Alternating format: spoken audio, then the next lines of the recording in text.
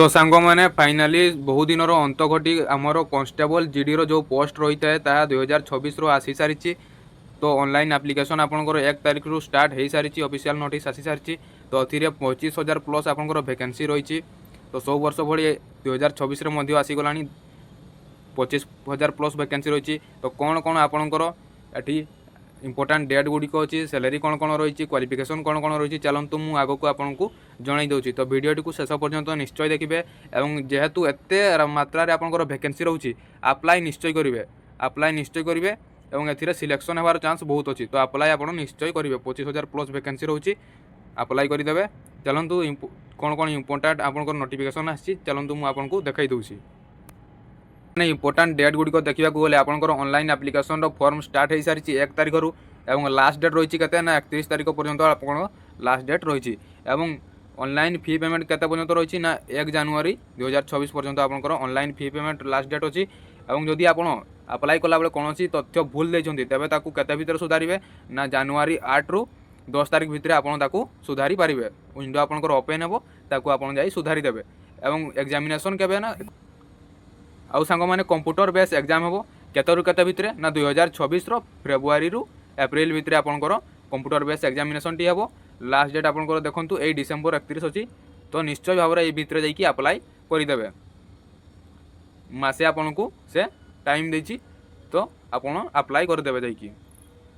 तापर सांग मैंने देखंतु आमर पे स्केल और वैकेंसी रे कौन कौन मेंशन होइछि ना पे लेवल आपंकर 3 मिलिबो 21,700 रु स्टार्टिंग रहिबो एवं 69,100 पर्यंत आपको प्रति।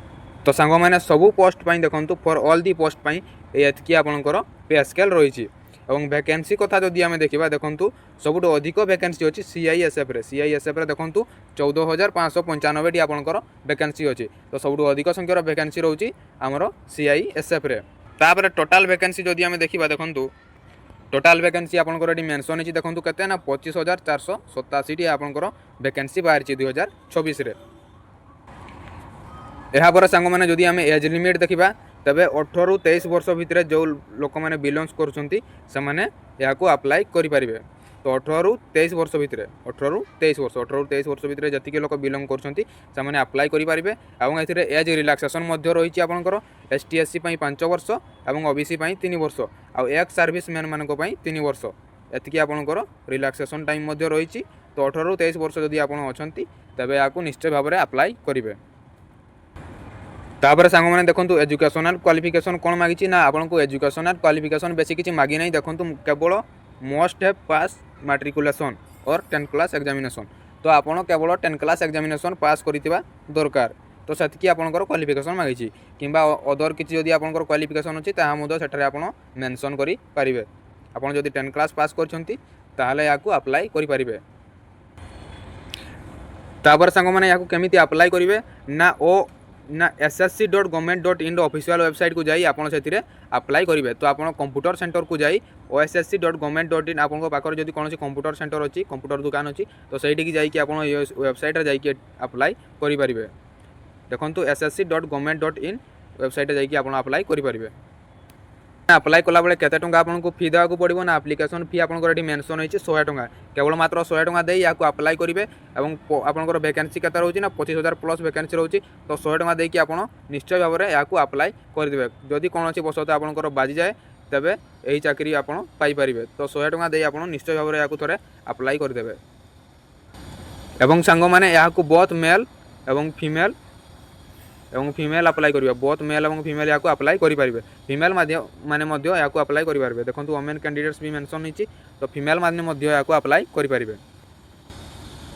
तापर एग्जामिनेशन सेंटर देखो आपंकर ओडिशा रे केउ केउठी अछि ना देखो आपंकर ओडिशा रे बालेश्वर रे अछि ब्रह्मपुर रे अछि गंजाम भुवनेश्वर कटक राउरकेला संबलपुर यही स्थान गुड़िक आपड़ सेठारे अप्लाई कला बेले आपंकर सेंटर गुड़िक जोठी आपंकर पाख लागुची से सेंटर गुड़िक चूज करेंगे। और जो सेंटर गुड़िक आपंकर पाख लागुची से सेंटर गुड़िक चूज करी आपड़ अप्लाई करेंगे। तो यही सब गुड़िक आपंकर ओडिशा रे सेंटर गुड़िक रोची। तो ये भितर कौटी आपंकर पाख होची ताकू देखिकी चूज करी अप्लाई करेंगे।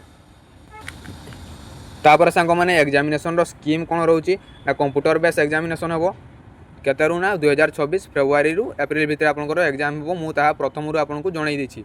नोटिस लिखाई तो कौन केमी कंप्यूटर बेस एग्जाम हम ना टाइम दे 60 मिनिट से 60 मिनिट भितर आपन को पार्ट ए रे 40 मार्क रो क्वेश्चन आंसर देवाक पड़ो पार्ट बी रे से 40 मार्क रो क्वेश्चन आंसर देवाक पड़ो पार्ट सी रे 40 मार्क रो पार्ट डी रे 40 मार्क रो तो पार्ट डी रे कौन रही इंग्लीश कि हिंदी ए भितर आपंकर जोटी भल हुए इंग्लीश जदि भल हुए ताले इंग्लीश चूज करेंगे और हिंदी जदि भल हुए ताले हिंदी चूज करी सेठरे जो आपन क्वेश्चन थी ताकू आंसर देवे तो ये भाव में आपंकर एग्जाम रो स्कीम रही तापर चलतु देखा ए कौन नेगेटिव मार्किंग अच्छी कि नहीं तो सांग मैंने देखो ये मेंशन कराई नेगेटिव मार्किंग 0.25 आपंकर नेगेटिव मार्किंग रही तो ये नेगेटिव मार्किंग रही तो तेणु देखी जाकि आपड़ से computer base exam T clear करेंगे नेगेटिव मार्किंग आपंकर 0.25 रही प्रति रंग आंसर तापर सांग मैंने कंप्यूटर बेस एग्जाम सरला आपंकर पीईटी हम जोटा कि फिजिकल एफिशिएंसी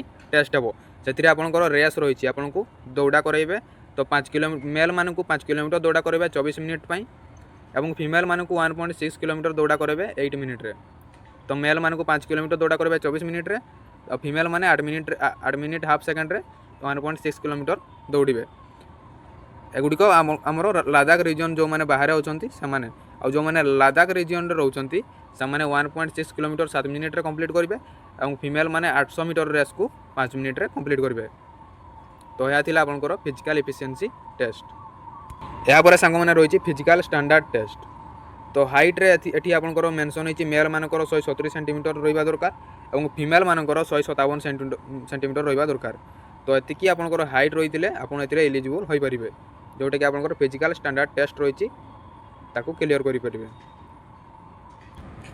तो सांग मैंने नोटिस रे जहाँ मेंशन कराइला एलिजिबिलिटी क्राइटेरिया क्वालिफिकेशन एवं सैलरी कथा एवं वैकेंसी कथा सब मुझे आपन को जणाई देछि तो हेले भी जदि आपनकर कोनोसी डाउट रोची तो कमेंट सेक्शन माध्यम रे हमको निश्चय जणेबे निश्चय आपनकर कमेंट को रिप्लाई करिवि एवं जदि चैनल रे नुआ कर विजिट करछंती नुआ करी आम मानकर वीडियो देखुछंती ताहले चैनल टी को निश्चय सब्सक्राइब कर रखिथिबा जहा द्वारा एही भली गवर्नमेंट जॉब आसिले बा एही भली कोनोसी रिक्वायरमेंट आसिले सर्वप्रथम आपण नोटिफिकेशन पाई परिबे तो सेति पई सांग माने चैनल टी को निश्चय भाव में सब्सक्राइब करी रखिथिबे।